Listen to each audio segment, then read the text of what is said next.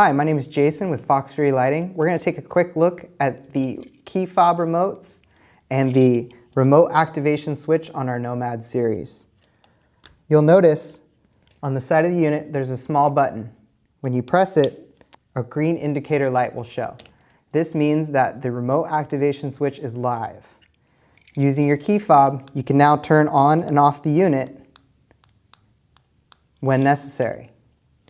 As long as that green light is illuminated, this unit is on. It will drain your battery.